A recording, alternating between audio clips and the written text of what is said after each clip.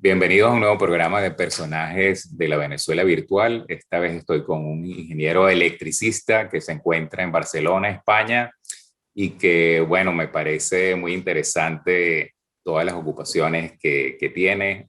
Y por supuesto, yo como también ingeniero electricista, pues voy a disfrutar también de retomar algunos temas que uno no puede conversar con todo el mundo. ¿Cómo estás, Ricardo Jáuregui? ¿Cómo estás tú? Hola Jorge, muy bien, muy bien. Gracias por la invitación a tu programa y encantado de estar contigo. Esperemos que los oyentes también lo disfruten al escucharnos. Y bueno, soy todo tuyo.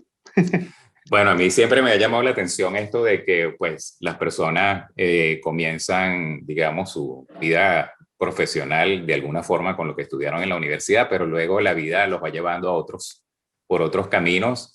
Vi que, por ejemplo, hiciste una maestría en comunicaciones móviles y bueno, que al final pues tienes un doctorado, un PhD en algo que me parece también bastante interesante, que es prácticamente cómo influyen los dispositivos electromagnéticos en otros dispositivos electromagnéticos. Y por supuesto le entra a uno la pregunta inmediata, ¿cómo influye en los dispositivos de carne como yo, por ejemplo? ¿Cómo estamos ahorita bombardeados por todas estas ondas electromagnéticas? ¿En qué forma nos podemos cuidar? ¿Qué crees tú cómo la vida moderna nos ha metido en esta burbuja que está llena de señales y de cantidad de cosas? ¿Cómo es eso? Bueno, es el nombre científico, digamos, de la línea que sigue todo esto es la compatibilidad electromagnética. Nace más por el tema de los dispositivos, para que los dispositivos entre sí no se molestasen. Parece algo trivial, pero cuando estás en un quirófano y tienes un bisturí eléctrico que te falla el bisturí o que te falla el electrocardiograma porque tienes el bisturí encendido, pues es muy grave, ¿no? Y esto ha saltado, justo como estabas diciendo, al momento de la era móvil, a los celulares. En el 90, que hubo el gran boom de los celulares, justo fue cuando la gente se empezó a preguntar qué efectos tenía.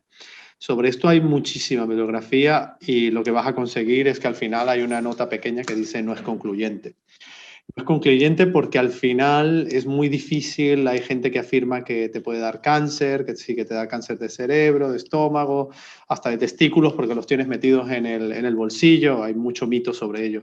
Sobre ello además se especuló mucho vendiendo pegatinas, forros para móviles especiales, inclusive creo que algún loco vende una manta de estas metálicas que te pones para blindarte de los campos electromagnéticos. Pero no, yo creo que hay que aprender a convivir, creo que las consecuencias claras no están, no las sabemos, seguro que tienen consecuencias, segurísimo que tienen alguna consecuencia. No podría afirmar que es un cáncer, fíjate que todos estábamos asustados con las ondas electromagnéticas y nos cayó el COVID. O sea que al final no es el peligro inminente que teníamos en la vista y nos cayó, ¿no?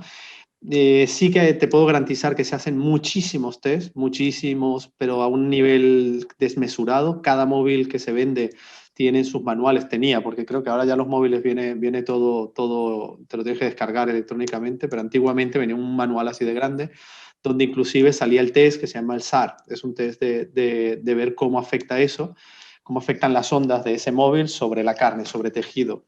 Como obviamente no podían experimentar con humanos, se hace con ratones, con carne viva, carne muerta, hay muchos tipos. Y justamente ahí doy paso al doctorado que hice, que es sobre compatibilidad electromagnética, pero yo hice simulación numérica. Eso quiere decir que para no matar más animales y para hacer pruebas más concluyentes, lo que se hacía es a través del ordenador, creaba un modelo matemático y ese modelo matemático se le metía las ondas electromagnéticas y se veía cómo afectaba sobre ese modelo, ¿no?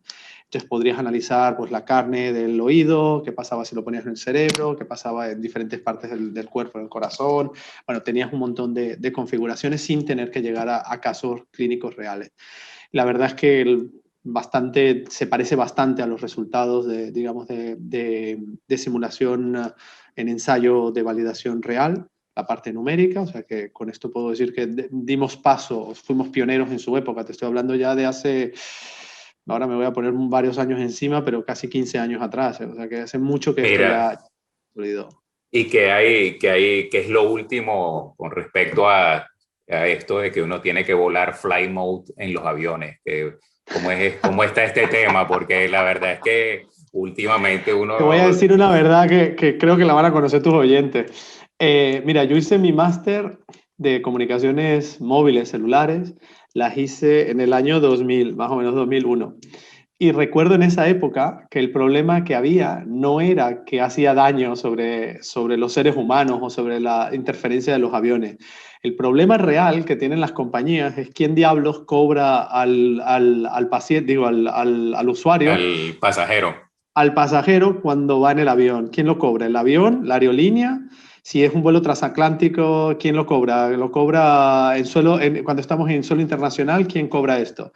¿Quién va a poner las antenas apuntando hacia arriba? Bueno, era un problema más de logística y de económica que un problema técnico y de seguridad. Hace mucho que un móvil no interfiere en aviones modernos. Hace O sea, muchísimo, de el hecho. rooming, el rooming prácticamente. Claro, el roaming es el que da el problema, porque el roaming era fácil cuando tú te ibas a otro país o inclusive en Venezuela, Claro. recuerdo en su época que cambiabas de estado o de zona y te clavaban el roaming, pues lo mismo. O sea, aquí era, ¿quién cobra el roaming? El roaming en la tierra es muy clara, porque tú dices, la persona está en Colombia, le cobro roaming de Colombia, está en Venezuela, le cobro roaming de Venezuela. Pero si la persona está pasando en la zona aérea y está en medio de la frontera, la aerolínea quiere un trocito del pastel. Después está Venezuela, quiere otro trocito de pastel. Y Colombia, con su antena que va atravesando, también querrá un trocito del pastel. Afortunadamente creo que están cambiando. He leído ya hace 3 años o así en algunas aerolíneas americanas sobre todo y algunas europeas están empezando a tener cobertura móvil. Inclusive Mira, tienes Wi-Fi, internet, tienes de todo y lo que quieras. bueno, te voy a echar rapidísimo un cuento que siempre he hecho yo que me parece que me ha dejado pensar. Es que yo vivía en Alemania en la época de Chernobyl Ujú. y el día que ocurrió la tragedia de Chernobyl, yo tuve un sueño, que se puede decir que es una pesadilla, en el cual yo soñé que había una tragedia nuclear y Mm. el cuarto donde yo dormía era un cuarto de estos ventanales grandes, entonces, bueno, yo me la pasé toda la noche poniéndole papel aluminio para evitar que entrara todas estas La cosas. radiación. Claro, y entonces, bueno, me levanto en la mañana y lo primero que veo es la ventana y me entró así como un susto, oye, la ventana está sin papel aluminio, Sin ¿qué pasó? Y tal, protección. sin protección. Entonces, bueno, la esposa mía en esa época tuvo esa misma noche un sueño que era que había habido una tragedia nuclear y que ella se encontraba en un subterráneo de un hospital protegiéndose con mi hijo y que estaba preocupada porque no nos podíamos encontrar. Y yo me levanto y digo, mira, tuve este sueño, qué horrible. Y me dice, yo también tuve un sueño relacionado con una tragedia nuclear. En ese momento, en donde estábamos nosotros, había la nube, se había desplazado y estaba alta radiación en eso, pero nosotros no habíamos sido informados porque eso se mantuvo en secreto. Entonces, bueno, aquí viene mi pregunta. Yo digo, qué coincidencia que el cerebro de dos personas hayan codificado la palabra nuclear de alguna forma.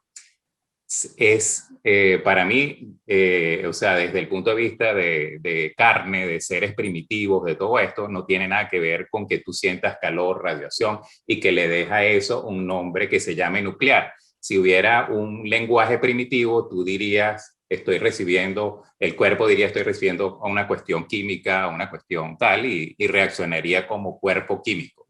Ahora, como cuerpo cerebro, podría darse el caso que nosotros todavía no sepamos, pero que el cuerpo pueda intersectar las ondas de comunicaciones de radio y que pueda, digamos, saber lo que se está hablando, a pesar de que tú no lo estás haciendo consciente. A lo mejor el cerebro en su parte subconsciente ya está, porque está entrenada de tantos años de recibir estas ondas de que se está comunicando todo el tiempo, las ignora, pero tiene de alguna forma ha aprendido esos lenguajes que están ocurriendo a nivel de radiación. Porque, ¿qué otra explicación tiene que dos cerebros codifiquen la palabra nuclear en un momento en que obviamente está ocurriendo muchísima información entre los sistemas de seguridad, en que todos los sistemas de detección están diciendo está ocurriendo esto, las personas técnicas, políticas están en la discusión, cuándo se dice, cuándo no se dice, qué medidas tomar, pero el público como yo, por ejemplo, durmiendo, no estamos en eso, pero estamos percibiendo toda esa comunicación. Entonces, bueno, ahí te dejo la pregunta. Es difícil, tendríamos que probarlo científicamente y ya sabes que eso sería muy complicado, pero sinceramente el cuerpo humano es uno de los seres vivos con más sensorística, ¿no? Tiene una cantidad de sensores increíbles y como dices tú, probablemente ni siquiera sepamos procesar alguna información que nos entre. También puede ser que subjetivamente había, ya antes del estallido de Chernobyl, había preinformación, aunque no ha sido consciente, a lo mejor inconscientemente, ambos o el sector donde estabais había recibido información también. Y seguramente que la conjetura de todo junto seguramente hizo una prevención humana de salvarlos, ¿no? De decir, vale, tomemos acciones, ¿no? Y Sí. seguro habría que, yo como buen doctorando que soy, o doctorado que soy, perdona, tendría que hacer un análisis más científico de todo lo ocurrido.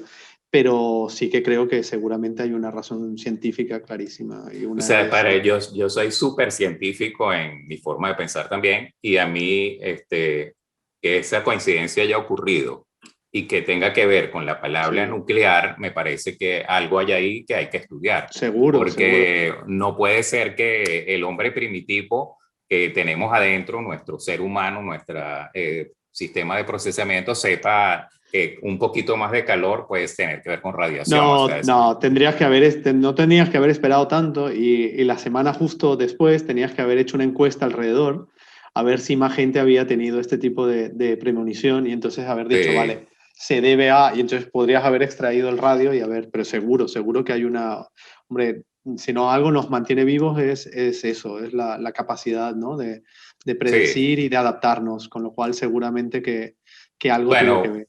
últimamente, pero ya años después, Dime que no has tenido más premoniciones de estas, que últimamente no has tenido, ¿no? Ninguna. bueno, no sé, pero últimamente lo que he tenido también como una especie de, digamos, de conclusiones que he tenido es que nosotros a nivel de subconsciente, en la parte quizás bulbo raquídeo, estamos conectados con otros bulbos raquídeos. Entonces, porque no estamos actuando como individuos, estamos actuando Comunidad, como sí. grupo, como comunidad. Entonces, bueno, hay un tipo de información que tiene que ver con digamos, las actividades vegetativas que están controladas por eso, pero también ese bulbo raquídeo puede tener este tipo de comunicación con la comunidad, pues que haya, como lo ves, obviamente que en otras especies los animales se comunican y si hay un terremoto, hay tal cosa, hay ondas de comunicación que están ocurriendo, ¿no? Entonces, bueno, puede ser que también venga por ahí la cosa. Seguramente, Eh, eso seguro. Mira, bueno, me gustaría que pues habláramos en forma muy corta, pero sí me llama mucho la atención sobre tu especialidad que tienes en el PPM, en el PMP PMP. y, y, y cómo está eso, digamos, en cierta forma, me parece que es una de las formas como que las compañías pueden adquirir agilidad, pueden volverse cada vez más, digamos, capaces de reaccionar a la vida que tenemos hoy en día, que técnicamente varía de una forma extraordinaria. Y entonces, bueno, el que se quiera mantener competitivo, no solamente a nivel técnico, pues a nivel, pero También a nivel, te cuento la historia, cómo nace el hacerme PMP, que es ok, Project Manager Professional. Es la certificación, una de las certificaciones más importantes al nivel, para la gente que no lo conoce, de management, de lo que es gestión de proyectos. Es una de las certificaciones más importantes, más reconocidas a nivel internacional y es un estándar. Eso nace porque cuando yo termino mi doctorado, me quedo en la universidad como investigador y me doy cuenta que a pesar que los investigadores tienen muy bien aplicado el método científico, lo que no tienen ningún tipo de método es para la gestión. Y hoy en día el escalafón superior de un investigador es la gestión de proyectos de I+D, o sea, de lo que es investigación y desarrollo, y me doy cuenta que no hay metodología. Entonces, bueno, participé en un proyecto gigante de aerospace, de lo que sería elementos espaciales o equipos espaciales de Europa. y era un desastre. El proyecto fue un desastre, la verdad. O sea, no por nosotros, porque nosotros hicimos todo lo que pudimos, pero era muy difícil de manejar. Y la conclusión que yo llegué internamente era que no había ninguna metodología. Me puse a investigar y decidí bueno, que la mejor era esta, la PMP. Me gustaba mucho del PMI, del Project Manager Institute. Y nada, y me puse a estudiar. Primero hice un posgrado de lo que sería management, de la parte de cómo gestionar proyectos, pensando que esto me capacitaría lo suficiente. Me di cuenta que me gustaba mucho la parte de gestión y decidí dar un salto más. Y dije, pues esto deberíamos ir un escalafón. Y le pregunté a mi profesor en ese momento y me dijo, hostia, pues lo que yo te recomendaría es que hicieras el PMP, ¿no? El Project Manager Professional, el certificado. Sí es cierto que para aquellos que sepan un poco de gestión de proyectos, el PMP es más tradicional, es una configuración que se llama en cascada, es muy tradicional. Luego, entrando en ese mundo, descubrí el Agile, el mundo Agile y la combinación del Agile con el PMP, ¿no? Entonces, yo lo que creo es que la metodología, o sea, el PMP en sí mismo, todo el mundo cuando lo hace dice, esto es sentido común. Efectivamente, es sentido común, estructurado y canalizado. Y la verdad es que te ayuda un montón, pero un montón, a no fracasar y sobre todo a prevenir los riesgos del proyecto, que es una de las partes más importantes, a planificarlo, a seguirlo, a controlarlo, etcétera. Y justamente gracias a eso me ofrecieron, estando en la universidad, me ofrecieron una plaza como consultoría y salté a la consultoría, a la parte más privada. Y luego, bueno, terminé en farmacéuticas, en la parte de gestión de proyectos, de software, en la parte de dispositivos médicos farmacéuticos. Y la verdad es que me sirvió mucho. Tengo que animar a la gente, si realmente se lo están pensando, te lo conoce, o sea, es un título reconocido a nivel mundial. Es casi me atrevería a decir que es una secta, o sea, porque estás metido allí en un grupo que todo el mundo se conoce, habla el mismo idioma y la verdad es que está muy bien. Y sobre todo a nivel personal te ayuda bastante, te ayuda a estructurar muchas cosas de tu vida, de tu trabajo. Yo creo que animaría mucho a la gente. Me parece uno de los títulos más reconocidos, pero teniendo en cuenta que no es agile, no es ágil, no es una metodología ágil. Las metodologías ágiles son más para software, para la parte de proyectos más de cambios Este, radicales, etc. tecnología, ¿no? Pero de todos modos, pienso yo que por lo que he visto, las personas que hacen la especialización o las certificaciones del PMP, pues tienen también, son personas que tienen demanda en el mercado, pues que tienen posibilidades Sí, digamos, más un título que te de, reconocen. Yo siempre sí, discutía esto con los managers, ¿no? Porque claro, en la consultoría el tema de tener un PMP, los que no tienen el PMP te miran de reojo, ¿no? Entonces te dicen, bueno, pero es que yo tengo no sé cuántos años, ¿cómo a ti te van a contratar para el proyecto? Yo, por ejemplo, estuve trabajando en un proyecto muy grande de Alstom, de la empresa de trenes, en París y en Lyon, aquí en Europa. Y claro, me decían, pero ¿cómo vas a manejar tú un equipo de no sé cuántas personas con el tiempo que llevas en la empresa, bla, bla, bla? Entonces yo intentaba hacer la analogía y le decía, mira, el carné de conducir no significa que es un buen conductor, simplemente que conoces las normas de tráfico y sabes lo mínimo para minimizar el riesgo de un accidente. Seguro que hay conductores muchísimo mejores que yo, seguro, segurísimo. Pero el tener el carné hace que haya un montón de gente que no debería conducir, que no conduce. Entonces, esto es un primer filtro que ayuda a las empresas a saber digamos, lo mínimo que esta persona puede cumplir. ¿Cuál es la ventaja? Que si yo tengo la empresa, tengo que contratar un project manager y tengo que contratar y me llega un currículum de Venezuela, de Colombia, de cualquier parte del mundo, de África, y me llega un tío que es de Somalia, pero tiene un PMP, quizás termine contratando al PMP porque yo sé lo que él sabe. O sea, conozco bien las líneas que él conoce. Los otros podrán ser excelentes, pero no tengo ni idea de lo bueno o malos que son estos tíos, ¿no? Entonces, estas personas. Entonces, claro, esto te da una línea de partida estandarizada y funciona muy bien. Y yo creo que debería ser una regla el tener por lo menos un estándar. Y yo creo que el PMP te logra ese estándar. Y a nivel de demanda, bueno, no sé cómo está hoy, pero cuando yo me gradué o sea, cuando saqué la certificación, la verdad es que trabajo no te suele faltar. Por lo general hay bastante demanda. sí, A bueno, nivel mundial, ¿eh? Esto yo sí. he sido, digamos, pues he estado del lado, digamos, de los clientes en implementación de proyectos.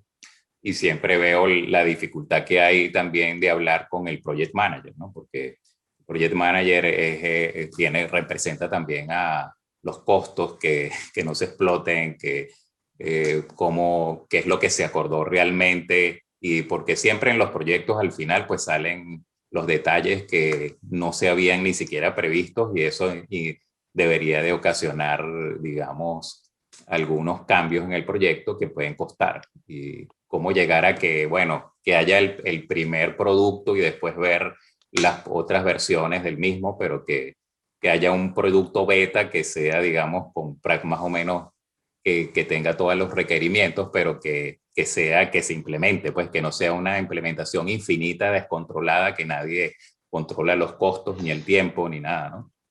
Y de hecho, te doy una anécdota. Cuando nació la parte, digamos, la carrera de PM, de Project Manager en general, esto nace por los militares. Y el gran problema que tienen los militares, o sea, la gestión de proyectos en los militares, en muchos grupos de militares, es que los recursos son infinitos o son demasiado elevados. O sea, no importa si te desvías el doble, el triple, más o menos sabes que la partida puede ser muy grande, porque normalmente Sí. la parte militar tiene muchos recursos. Y fue ese el reto que llevó, creo yo, que pudo canalizar bien la parte de project management, la profesionalización a la parte civil, que luego saltó justo a la carrera que es ingeniería civil y luego se extendió cada vez más hacia otras carreras. El poder acotar eso. La clave del triángulo, el triángulo de fuego, que es el alcance, ¿no? El alcance, tiempo y los recursos, ¿no? Ese es el triángulo que Sí. basa toda la estructura del proyecto. Y es clave. Yo creo que cuando te paras a detener, o sea, cuando piensas si tengo que tenerlo o no un project manager, es clave tenerlo, seguro, seguro. Mira, bueno, a mí me llama también la atención esta forma de estructurar estos trabajos y esa definición en la parte de Agile del Scrum, ¿no? Que como que tienes algo encapsulado y dice, bueno, esto es cómo funciona el grupo que metes en eso, ¿no? Para implementarlo.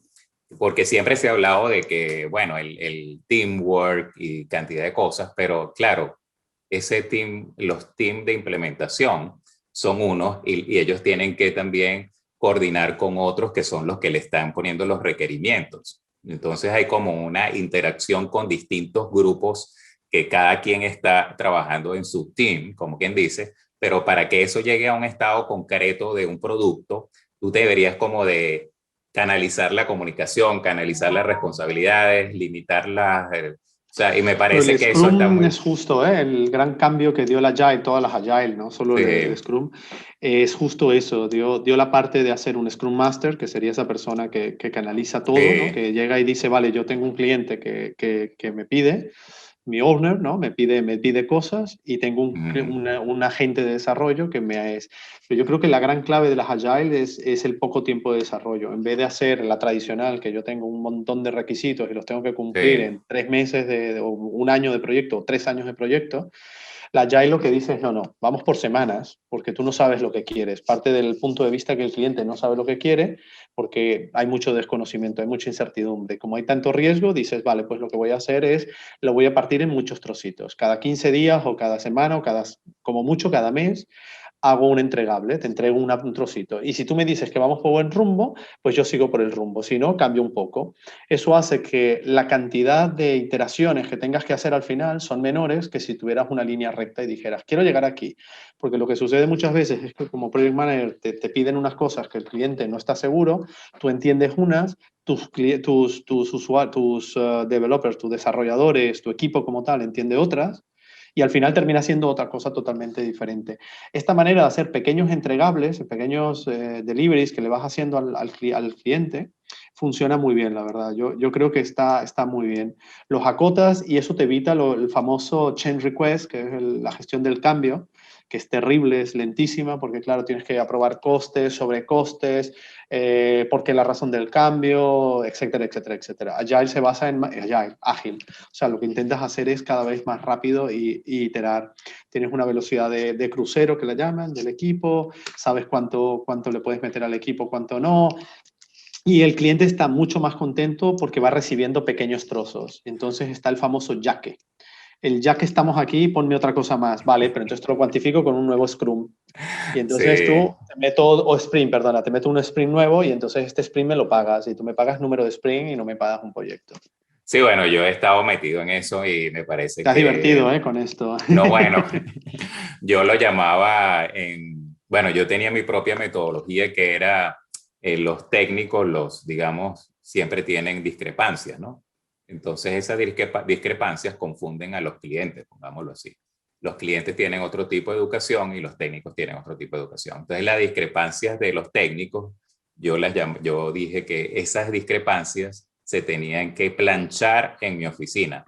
O sea, ahí tenía Muy que bien. plancharse todo, que hubiera posibilidad de, tú sabes, de tener contradicciones, que tuvieras cualquier tipo de discusión técnica, lo que sea, pero de esa oficina sale una sola voz, porque esa sola voz causa menos confusión al cliente. Si tú tienes los dos grupos juntos, bueno, imagínate, el cliente se vuelve loco, pues entonces decía, bueno, aquí se plancha esto. Entonces luego tenía yo porque también trabajas con consultores, entonces ya tenemos el grupo técnico con una idea planchada y venían los consultores, entonces consultores con el grupo técnico a planchar esto también para que salgamos con la idea refinada, pongamos, ya de ahí. Y eso pues funciona, pero claro, lo más difícil de eso es el tiempo, el desconocimiento del parte del cliente, de cómo es que se hacen las cosas, que todo el mundo cree que ahora las cosas son mágicas y que se hacen con 2 clics, 3 clics, y entonces, bueno, y todo tiene que ser prácticamente con el mismo budget, ¿no? Con todo gratis o todo está Exacto. incluido. Es complicado eso de gestionar las Sí, expectativas y los imprevistos. Siempre el imprevisto es el sí, que te pilla y dices, ¿y ahora qué hago, no? Y lo que dices es cierto. Yo he trabajado con diferentes equipos deslocalizados. Tuve un proyecto trabajando con Filipinas, Madrid, Barcelona, Italia, todos al mismo tiempo. Y ya si hay, imagínate, si hay discrepancias en la misma sala, tú imagínate diferentes países. sí, Ya es un lío sí. de narices esto. Pero sí, tener una voz común creo que puede servir bastante al momento, sobre todo, de transmitir un mensaje. Siempre discutimos en conjunto y damos voz a todos, porque la verdad es que todos opinan y siempre salen cosas positivas, pero como dices, al final de todo tiene que haber una conclusión final y un acuerdo de todo el equipo como tal. Sí, y que nadie pierda demasiado, pues. Tampoco es Sí, sí, fregar al es un uno, tema fregar al... de... No, no, aquí es Sí, mejorar el producto para satisfacción de los clientes. Pero la claro. verdad es que después de un tiempo ya te digo que me cansé de la consultoría y di el salto, ¿no? Decidí dar el salto y me lancé a montar mi propia empresa, no de consultoría, sino de parte de dispositivo médico para la parte de rehabilitación. Y entonces ahora soy la cara del otro lado, ¿no? Soy el que, el que tortura a los consultores muchas veces. Mira, Y bueno, como explícanos un poco esto sobre lo que es la rehabilitación en forma remota, pues me parece muy interesante el sí, producto. ahora es algo importante dentro del COVID, creo que nos ha servido. Lo único bueno de toda la pandemia a nivel mundial es que creo que se han dado cuenta que la digitalización de la medicina en general es fundamental, ¿no? Y sobre todo el sector de fisioterapia. Fisioterapia estaba abandonada totalmente, tenía instrumentos del año 800 o más o menos, quizás un poco antes, y poco más. En realidad eran masajes, etcétera. Entonces ahora sí que venimos trabajando, como te dije, ya hace 5 años del producto y se ha intentado ir poco a poco educando a la población, pero la educación era muy lenta. Nos costaba mucho transmitir el mensaje de la importancia. Y para bien nuestro, el COVID nos ha dado esa catapulta y ahora pues estamos en diversos hospitales de España, tenemos Chile, tenemos, bueno, en Venezuela tenemos un par de usuarios, tenemos, no sé, Hungría, Italia, estamos hablando de Inglaterra, hay muchísimos países que se están uniendo a la solución, ¿no? Y nosotros lo que hemos creado es un dispositivo, un sensor, una cosa como esta, ¿no? Un sensor muy Ajá. sencillo, sensor electrónico, y lo que hace es que se comunica con el móvil o con el portátil. El fisioterapeuta programa las terapias y el paciente las hace en su casa con el sensor. Entonces, de esta manera, el fisioterapeuta puede seguir los movimientos del paciente y puede corregirlos si fuese necesario. Entonces, bueno, esto eleva el índice de adherencia. Acabamos de terminar 2 estudios clínicos aquí en el hospital de Barcelona y otro en el hospital de Italia, en Torino, en el Molinete. y los resultados son muy buenos, la verdad. Podemos mejorar hasta un 20% ¿cómo se llaman? Los outcomes, las salidas, ¿no? Las mejoras, Los digamos. resultados, los resultados. Sí, la mejora del paciente, ¿no? Al final el paciente se Mm. mejora un 20% mejor, digamos, valga la redundancia, de lo que son los que no lo hacen. Y esto para nosotros es muy Mira, positivo. y ustedes, bueno, mandan el dispositivo, la persona lo adquiere o se lo alquilan, no sé cómo es la Bueno, nuestro modalidad. negocio es B2B, es business, ¿no? Mm, Hablamos con el fisioterapeuta o con el hospital, ellos adquieren las licencias, adquieren los sensores y ellos gestionan a los pacientes, ¿no? Entonces, bueno, se lo dan o mm. físicamente al paciente o nosotros nos encargamos de la logística y se los hacemos llegar. Ahora, una de las cosas que nos ha sorprendido es que ahora las universidades, como se han dado cuenta de esta necesidad también, están formando a los chavales, o sea, a los chicos de las universidades les están mandando estos kits y entrenan con los kits. Entonces, esto está muy bien porque el fisioterapeuta que va a salir de esas universidades ya tiene incorporado el chip de la digitalización, ¿no? Y luego piensa todo lo que está detrás, que está tan de moda con el machine learning, ¿no? Y toda la inteligencia artificial, toda esta historia. Imagínate todo lo que se puede hacer con los datos de los usuarios, ¿no? La parte de predecir patologías, ir más allá, ver zonas donde tienes más dificultades, etcétera, etcétera, etcétera, ¿no? Tienes muchísima predicción de mejoras, qué cosas se pueden cambiar, porque si tú vas a un fisio te manda una cosa, si vas al otro te manda otra, etcétera, etcétera. Aquí sería una especie de estandarización o inclusive una monitorización continuada. Eso es lo que creo que está Mm. catapultando la solución. Bueno, yo tengo como 2 años o más haciendo, con esta época del COVID, hay una interrupción, pero haciendo EMS, Electrical Muscle Stimulation. Sí, Y me parece que es bueno. He visto que hay gente que algunas de estas compañías de seguro eh, social, pues como decir aquí en Viena, que hay gente que está afiliada al seguro social, le permiten a la persona ir y prestar algunos de estos equipos para hacer rehabilitación. O sea, que ellos, pues, para, sí, se lo para pueden hacer. una extremidad, para alguna cosa. Sin embargo, bueno, yo pienso que este tipo de cosas con el equipo que ustedes tienen y esas cosas, pues pueden ayudar muchísimo a la gente, pues porque realmente lo que la gente tiene es inseguridad, cómo aplicarlo, cómo hacerlo, hasta qué punto, cuáles son las intensidades, ese tipo de cosas. Pero si tú puedes monitorear, imagínate, eso es... Sí, yo creo que además tú tienes la suerte en Austria y en Alemania, están bastante avanzados en la parte de aceptar los devices, la parte de digitalización, full digitalización. Y hace un año justamente aprobaron una ley para usar, como tú decías, en la seguridad social reconoce el uso de dispositivos y de apps, de pago de apps para la rehabilitación y medicina en Sí, general. Esto para nosotros es un trampolín, de hecho estamos allí, estamos intentando que la seguridad social nos los cubra. Estamos en seguros, tenemos un seguro que es partner nuestro, que es DKV, que es un partner grande a nivel uh-huh. español y de hecho su sede central es Alemania.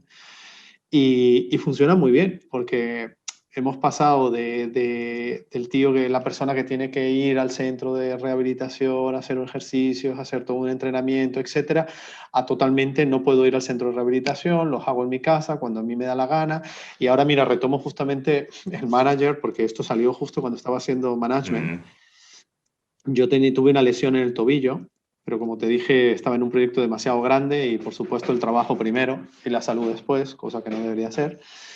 Y tenía que viajar mucho y con el dolor en el tobillo lo que hice fue el mínimo de sesiones que pude hacer en el fisioterapeuta y luego me iba, ¿no? Y nunca podía asistir al fisioterapeuta porque estaba de viaje, estaba siempre viajando de un lugar a otro. Y la verdad es que esta herramienta me hubiese venido genial. O sea, de hecho, nació con eso. Dijimos, esto no puede ser, tenemos que cambiarlo, ¿no? Tenemos que cambiar el paradigma, cómo lo podemos cambiar. Y ahora lo pienso, para los managers tenemos en uno de los centros hay un piloto, mira, un piloto de avión, que siempre nos agradece porque, claro, él va de un lado al otro, tiene una patología crónica, tiene una lesión crónica y le va fenomenal porque lo puede hacer cuando le da la gana, en donde sea, en cualquier país. Y a mí me hubiese venido genial una herramienta como esta, porque independientemente de dónde estoy, a la hora que estoy, lo puedo hacer. Entonces me saltan las alarmas, me dice, Ricardo, tienes que hacerlo, intenta hacerlo mejor. Ese tipo de cosas funciona muy, muy bien. Bueno, me parece que es uno de los, quizás de las cosas buenas de la pandemia, ¿no? Que te haya dado ese empujón para que la gente que estaban, digamos, de alguna forma preferían la parte presencial, pues que se den cuenta que también esto es una posibilidad y que es buenísima, ¿no? O sea que... Sí, sí, la digitalización en la salud ha sido, por lo menos en los países donde nosotros dominamos o conocemos, ha sido brutal. Hemos avanzado yo creo que 10 años en menos de 10 meses, seguro. Se lo multiplicamos por 10 seguro.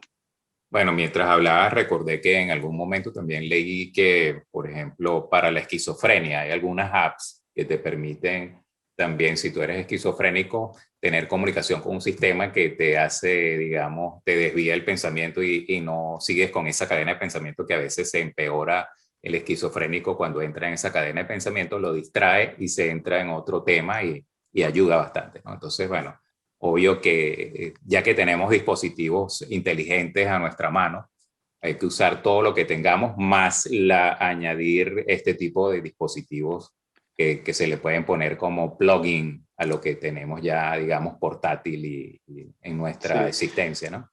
Recomendaría tener cuidado también por el otro lado, porque así como han salido muchas aplicaciones muy útiles, también ha salido mucha basura de más que aplicaciones útiles, han salido aplicaciones tontas que lo que hacen es, uno, embasurarnos por sí el móvil, que eso es una tontería, cogernos datos, pero sobre todo nos podrían hacer daño si la información que transmiten al paciente es errónea, ¿no? Entonces, bueno, tener un Claro. poco de juicio, por eso nosotros vamos a través de los expertos, de los clínicos, porque no queremos ser un B2C, porque no pensamos que sea necesario. Creemos que el fisio o el médico o el rehabilitador es clave en un proceso de Muy recuperación. importante, sí. O sea, Sí, sí, sí, que no, no. siempre haya alguien, el especialista, siempre tiene que estar Exactamente. Por eso en yo la... recomendaría usar la tecnología con cabeza y sobre todo si pueden buscar asesoría de expertos.